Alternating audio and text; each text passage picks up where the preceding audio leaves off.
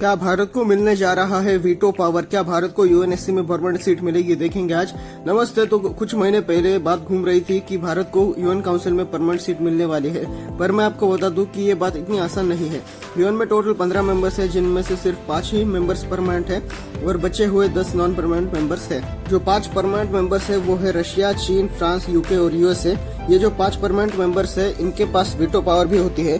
UN में total 193 देश है। अगर किसी बात पर यूएन काउंसिल में वोटिंग हो गई और सबने वोट दे भी दिया तो भी जो 5 परमानेंट मेंबर है उनके वोट से ही अंजाम डिसाइड होता है। मान लो किसी वोटिंग में इन 5 में से 4 देशों का मत सेम है पर 5वें देश का मत अलग है, तो उस वोटिंग का अंजाम डिसाइड नहीं होता है। वीटो एक लैटिन वर्ड है जिसका मतलब होता है मैं अनुमति नहीं दूंगा।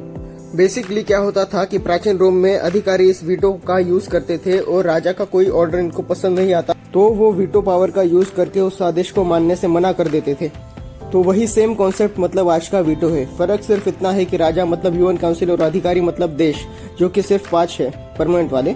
अब बात हो रही है कि भारत को वीटो मिलना चाहिए, पर उसके लिए पहले परमानेंट सीट चाहिए होगी। इस बात को लेकर 5 में से 4 देश का पक्ष भारत के साथ है, पर चीन भारत को वीटो देने के खिलाफ है।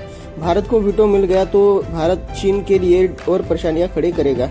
और अभी रिसेंटली लो इंस्टीट्यूट, जो कि एक ऑस्ट्रेलियन मेगा थिंक टैंक है और इनकी रिपोर्ट को पूरा जग मानता है, इन्होंने एक लिस्ट पब्लिश की है जिसमें इन्होंने कहा है कि भारत अब दुनिया का तीसरा सबसे ताकतवर देश बन गया है और रशिया को इन्होंने 6ठे पायदान पर रखा है।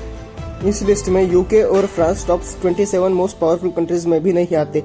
अब ये बात उठ रही है कि जो देश टॉप 27 मोस्ट पावरफुल कंट्रीज में भी नहीं आते उनके पास वीटो पावर कैसे है? जो दुनिया की 3rd मोस्ट पावरफुल कंट्री है उसके पास वीटो नहीं है। और कुछ देश बोल रहे हैं कि यूके या फ्रांस का वीटो कैंसिल करके भारत को मिलना चाहिए, पर अगेन चीन बीच में उंगली कर रहा है।